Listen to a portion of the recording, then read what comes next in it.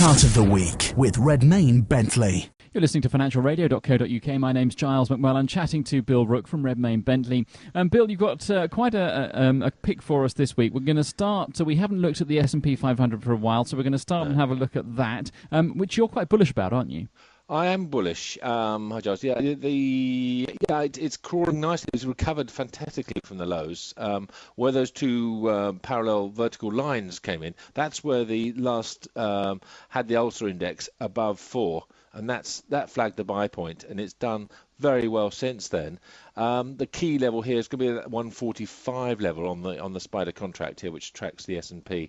Above that 145 and testing, if you like, going up and then coming down, finding support there, that would be very useful to see. I don't think we're overbought yet. A lot of analysts are suggesting that we're overbought, going to correct. I don't think just yet. I think we're a month or so away maybe from that before we get a correction of sorts. But I think the correction will come in the financials and the discretionary consumer spend, rather than the energy stocks, which have been very, very strong, for quite a long time now. The key here is the VIX has dropped off. The VIX has cooled off here. There's volume coming into the market. You can see from the bottom of the market, the volume trend is actually picking up in May for the first time in a long, long time.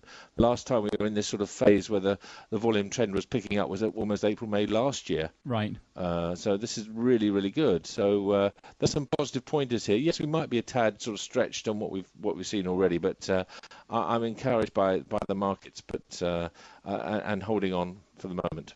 You mentioned the Ulster Index there. For people that don't know what that is, it's something. It's related to volatility, isn't it? Yeah, it's a variation of volatility, and that's what we need to see really. And I think it's really, really good indicator. If you can see the peaks of that married up with the troughs of the S&P above it, or the Spider contract above it, there's sort of very good correlation there. Not quite all the way, but there's enough there to make a turn, I think. And it's a fairly well-known fact that at turning points, whether it's a market that's been going up and starting to go down, or the other way around, markets become more volatile. That's right. That's absolutely right. The key factor to why the S&P isn't going to turn yet, I think, is the new high to low ratio. When the new high to low ratio gets above 70, then I'll be concerned. And I think that's when it got above 70. That's the top indicator on the chart. In September, October last year, you can just about see it just where the writing's at the top.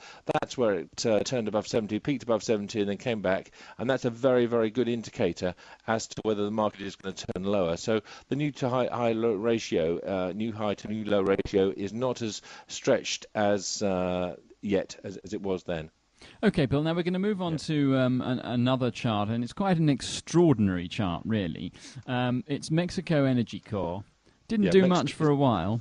No, it's in Mexico. Yeah, it's a sort of, it's about 4 or 5 back. Well, it's a 5-bagger this year, I think, isn't it? And then, this all came about because we're running a competition within the Thursday group of picking shares, and they're trying to outperform the leader, which is me. And actually, this one particular client has managed to notch up 16% growth in 2.5 days on his selection of 5 shares.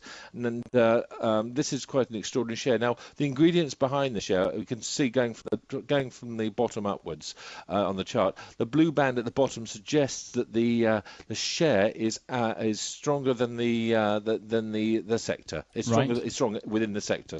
Very strong within the sector. So it's outperforming the sector in the blues there. The next part, the simplified VFI. Extremely high volume going in. When that chart looks like that, that's good volume going in there. This is mirrored by the chart above the window above that, the yellow.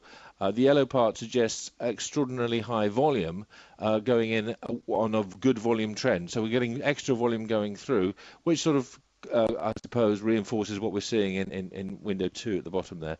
But of course, then we've got the chart itself, and the chart was consolidating very nicely at about $11, having shot up to 11, fell back to about 8 or 9, and then sort of tried to test the highs again at 11. And this is why I like buying highs in this sort of arena, sort of looking for these break points. Now, what I've done is introduced a tech trader indicator, which would have those little peaks above those little sort of spikes there, which would have told you to go in.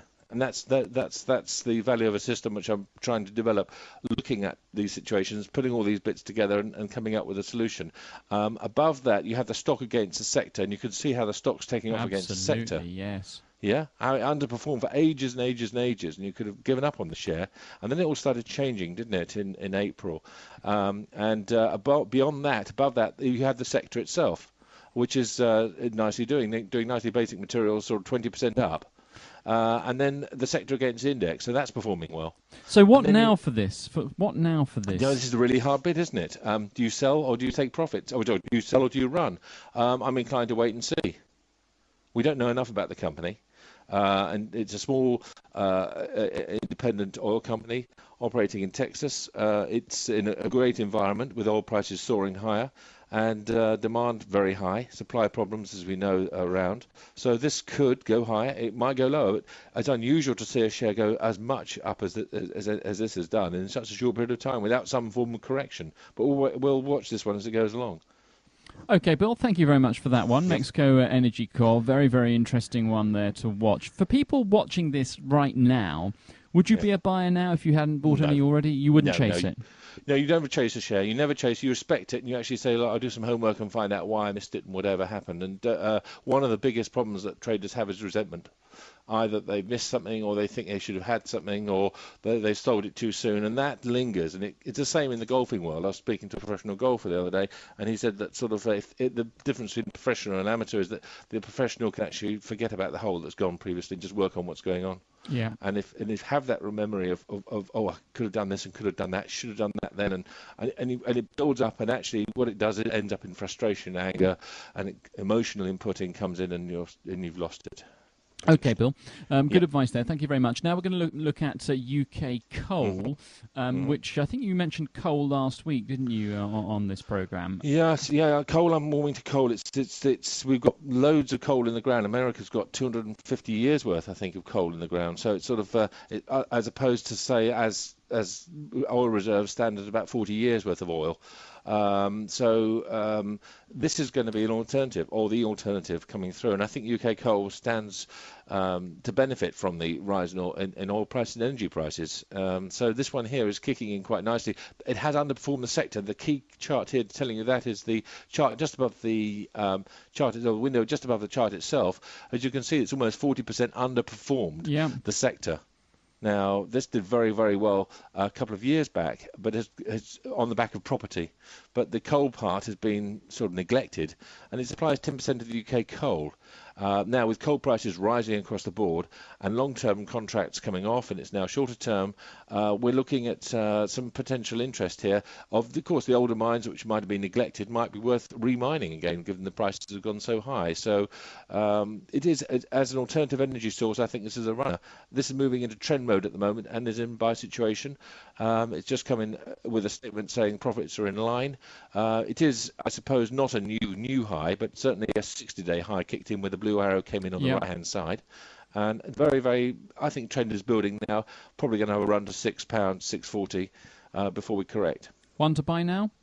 I would think one to look at. But the only trouble here with this share is the marketability. Although it's a 250 share, the marketability is a bit lumpy. Oh, so is it? Right. Be be a bit careful there. So it's worth the warning there. Okay. Yeah. And finally, we want to have a look at Console Energy. What's this one? I noticed there's a theme here, Bill. They're all there's to do with there's resources, a coal theme, aren't they? Yeah. Yes, there's a coal theme. This is the one of the largest companies in America. It's the largest Northern Appalachian coal producer. And right. This is where, and this is on the trade on the New York Stock Exchange.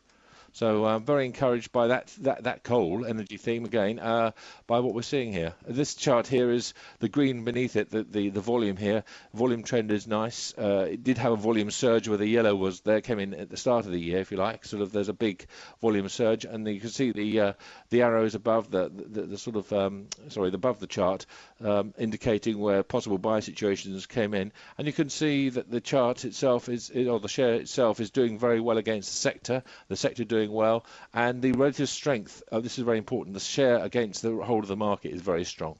One of the key ingredients is, I like to think, is a share doing very, very well against the whole of the market. So it's a pedigree stock in my view. So this looks very, very good and worth watching as well. Bill Rook from Redmayne Bentley, thank you very much for joining us today and chatting through your chart selections. There's some great stuff there, and we'll chat again next week. Thanks, Giles. Chart of the Week with Redmayne Bentley.